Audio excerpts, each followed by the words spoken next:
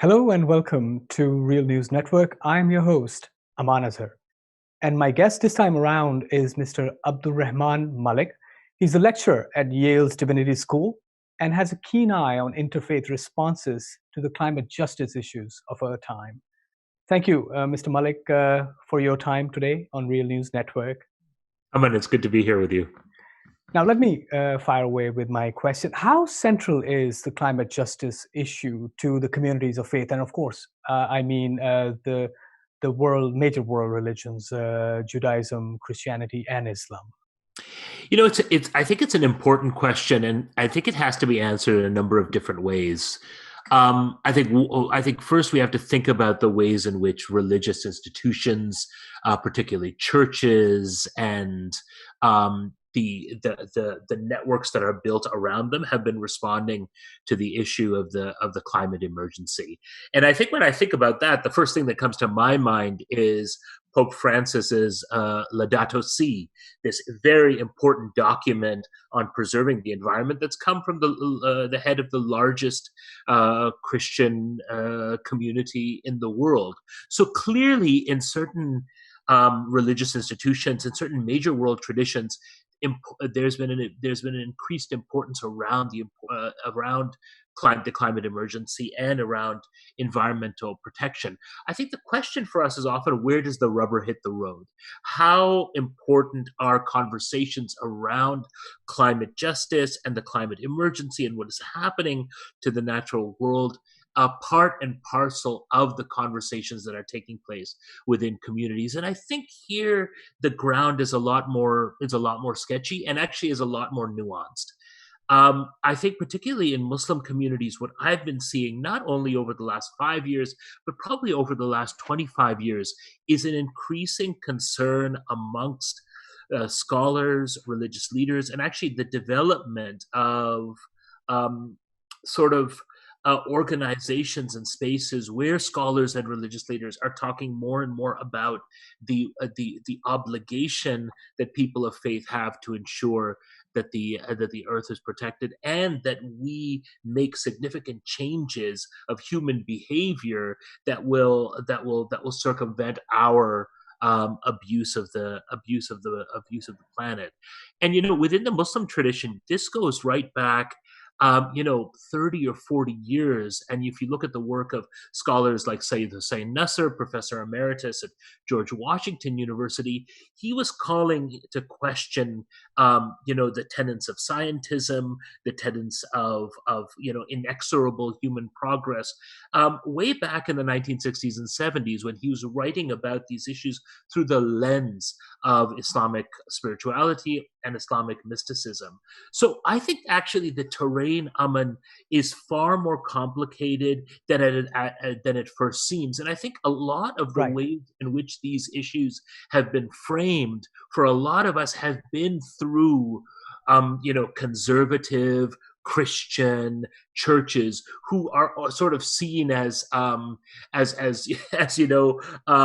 God's voice on capitalism and inexorable economic progress. And I think as we begin to look at various faith traditions and the plurality of voices of those traditions and the complexity of those traditions, we find a lot more nuance in the way in which this is being addressed.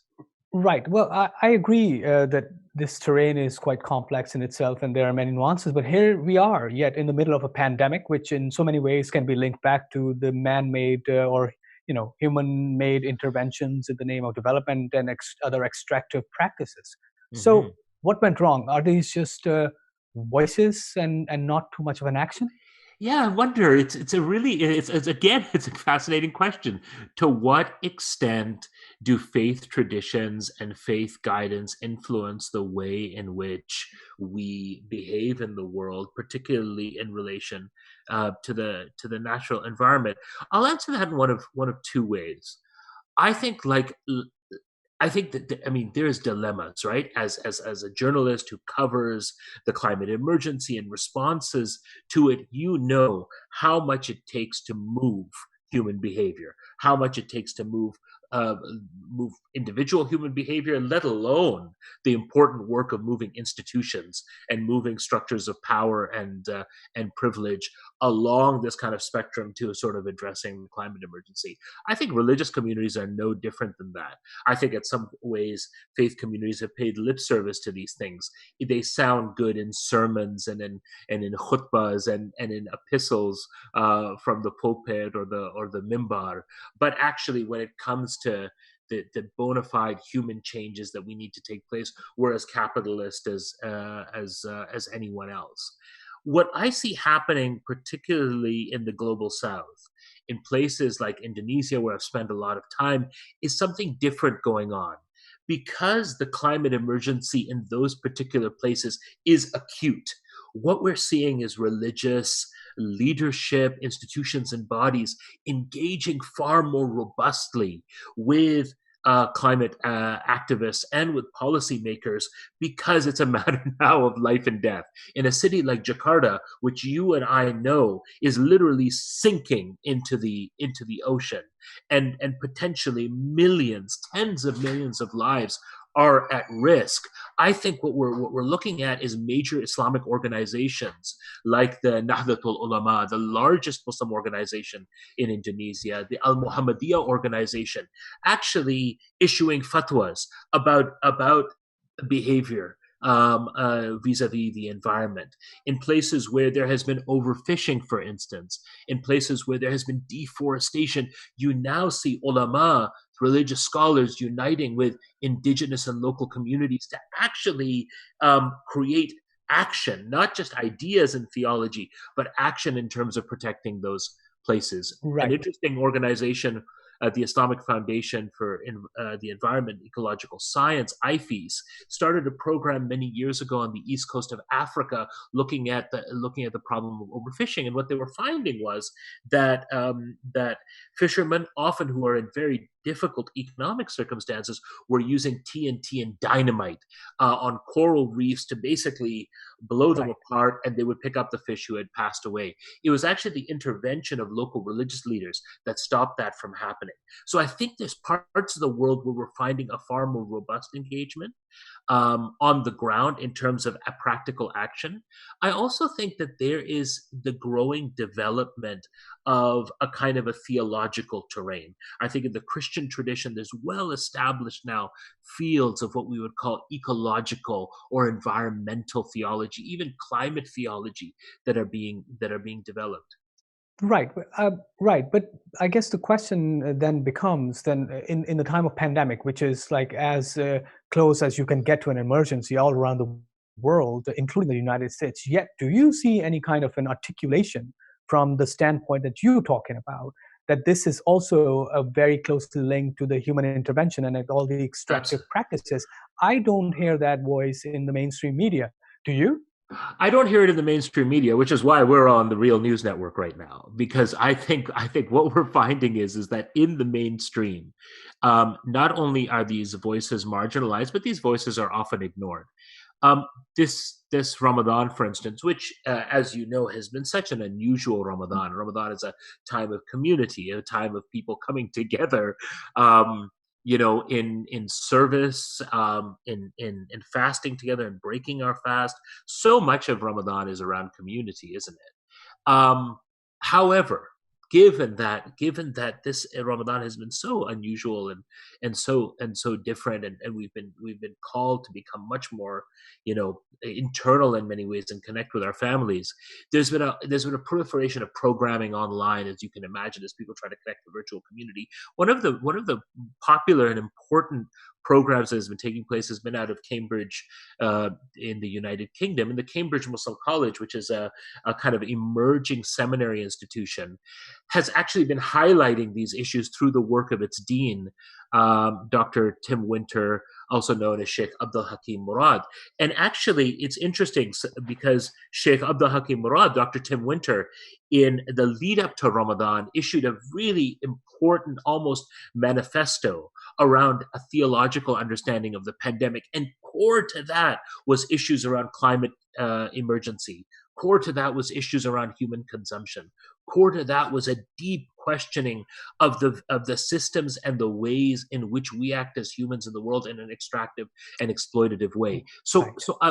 so what I'm seeing happening is that those not only are those ideas emerging, I think they're emerging in a way to suggest that they are core and fundamental to our religious traditions. And it is vital at this time to recapture that ethical and moral core, Right. which speaks to our relationship with creation. I mean, it's Right. I think someone who's engaged at times and more than engaged, learned from indigenous communities in Canada, where I'm originally from. We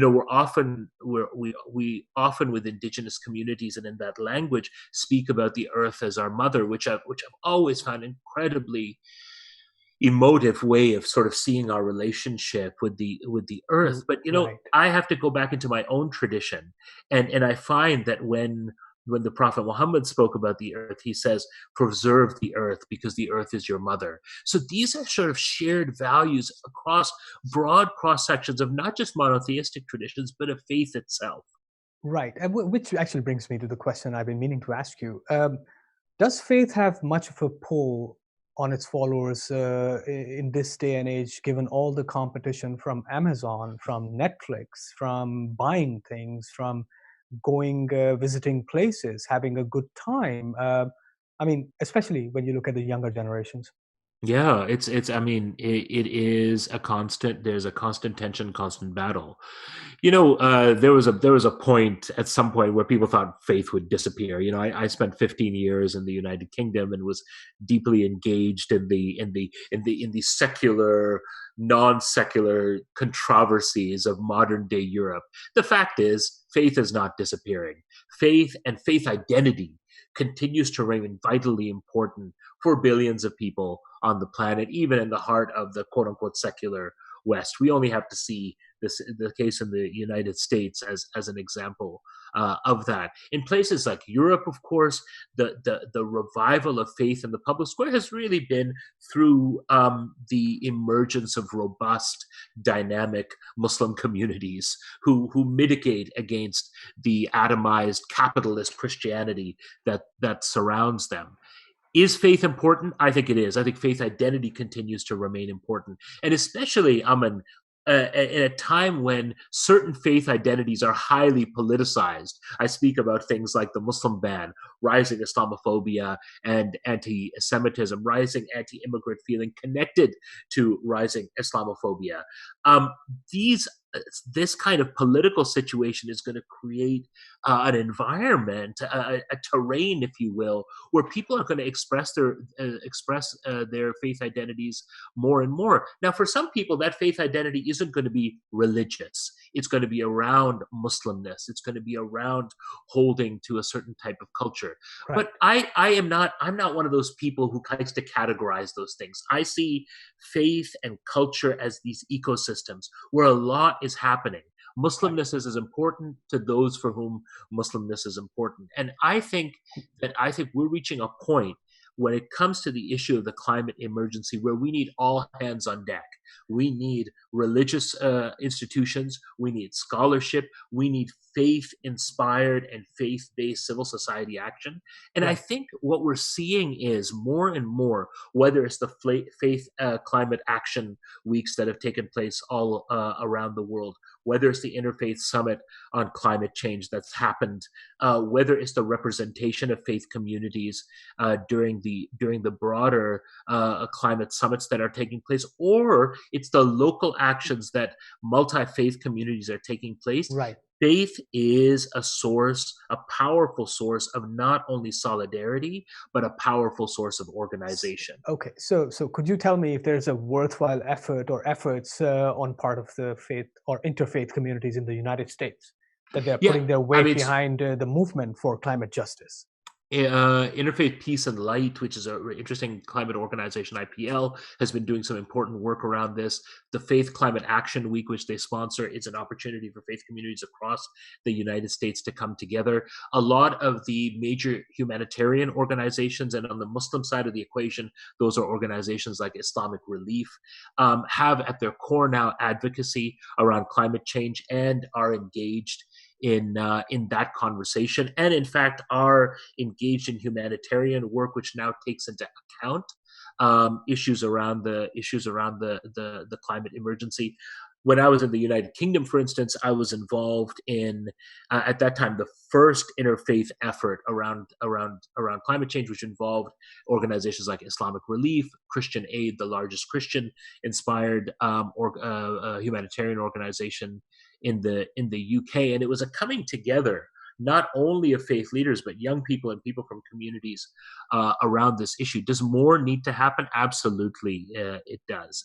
Here in the United States, we're lucky. I've been seeing, particularly this Ramadan, an incredible emergence of locally organized online efforts, Green Muslims, Green Deen, the excellent book and work by Ibrahim Abdul Mateen called Green Deen has been the catalyst for a number of community actions around the climate emergency. I think we got to see this whole thing, and particularly the movement around the climate emergency.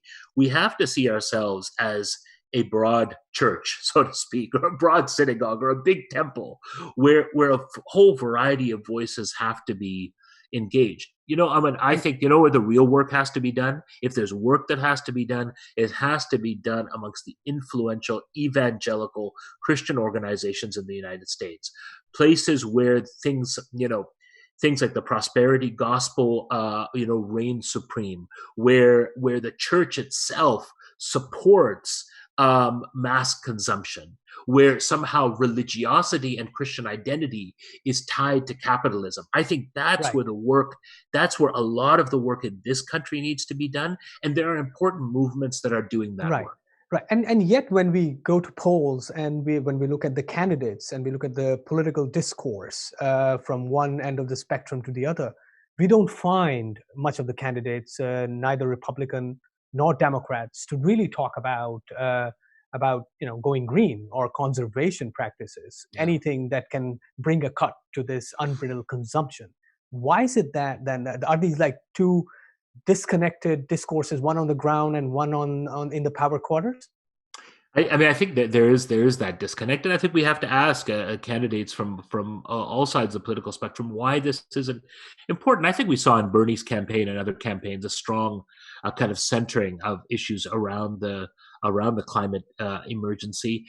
In some ways, I mean, this pandemic moment is such a confusing moment, isn't it? Because I think what's happening is that right now, in terms of economic devastation, in terms of the fact that we have 40 million people in this country who are now unemployed, the fact that the people who are most at risk of getting the novel coronavirus are people of color and marginalized people who have no choice but to work in dangerous jobs, raises all kinds of issues around sort of personal survival in our most marginalized and segregated communities. In many ways, this is a challenge for the climate movement, isn't it? How do we not only acknowledge but work for economic justice while working for climate justice? And the truth is that, and the people who are leading this movement know it.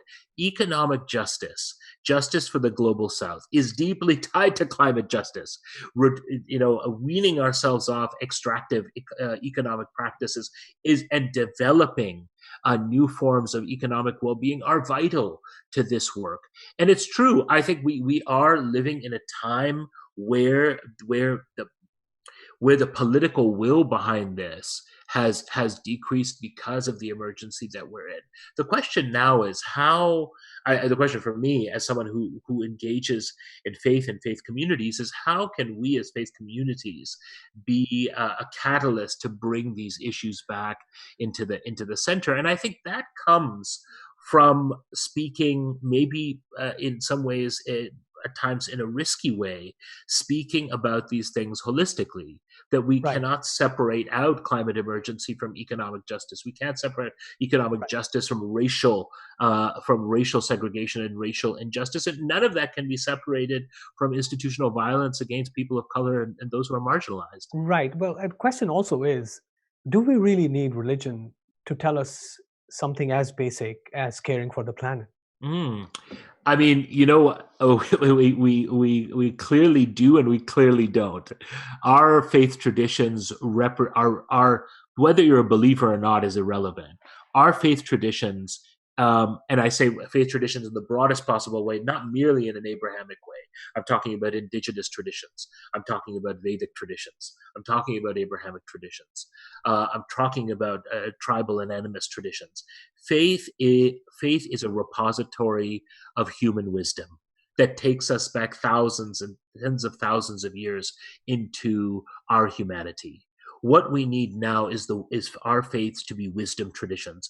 My friend and mentor, the late Fuad Nahdi, who passed away just as the of COVID-19, just as the pandemic was beginning, had an incredible phrase which he used to use, and which I come back to. He talked about the need in this time of fragmentation and this time of emergency. He said we need convergence, not conversion. The goal of faith now is faith to animate us to action. Why? Because we need to converge. We need to converge together in Right. terms of dealing with this. So is faith needed? For some, it's not.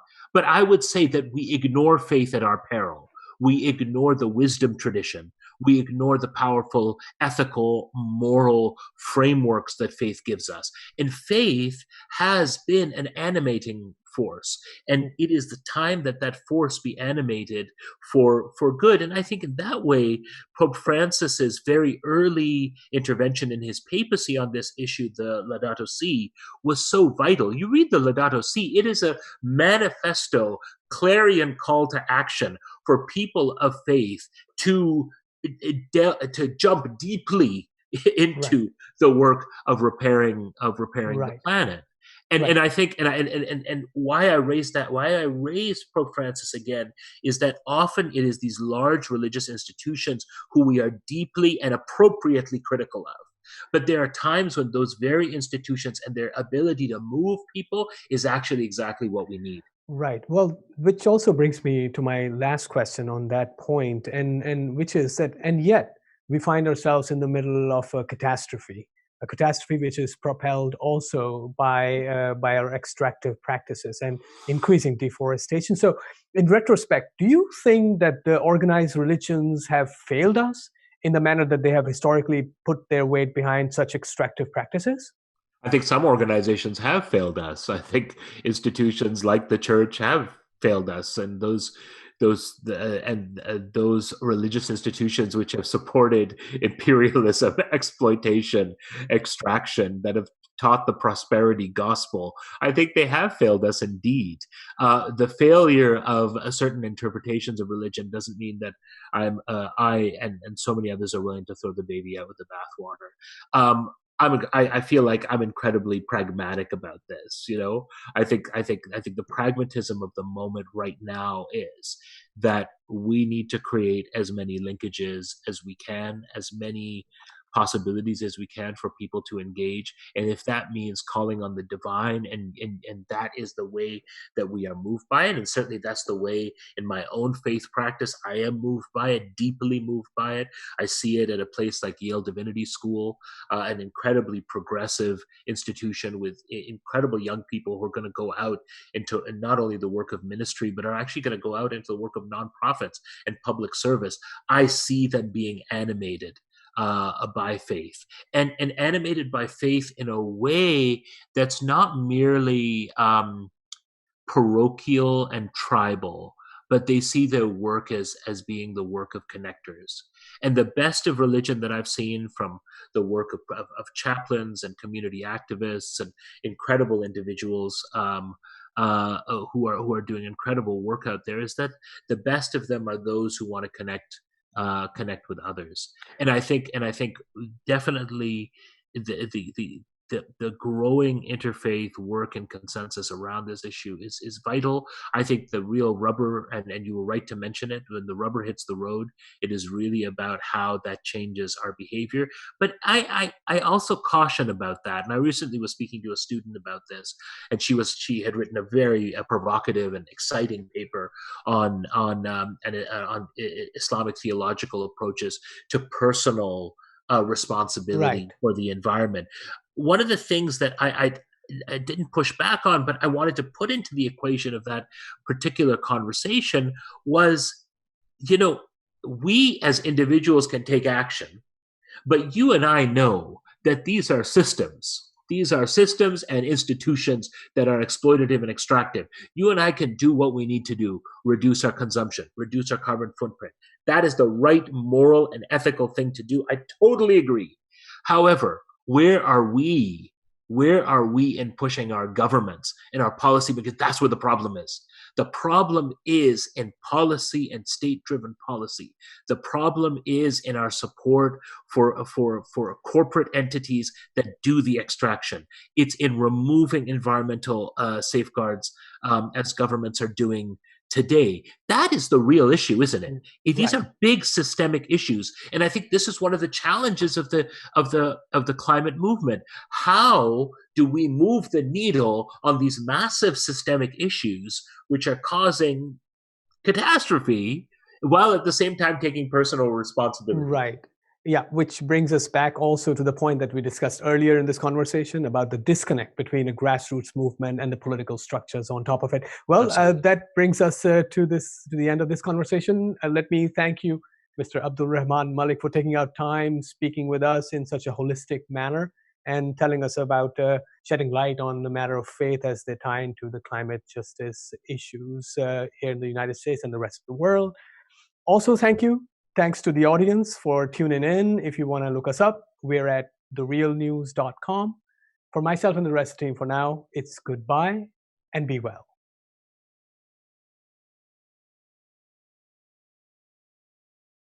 Thanks a lot for watching. Appreciate it. But do us one more solemn favor. Hit the subscribe button below. You know you want to. Stay up on the videos.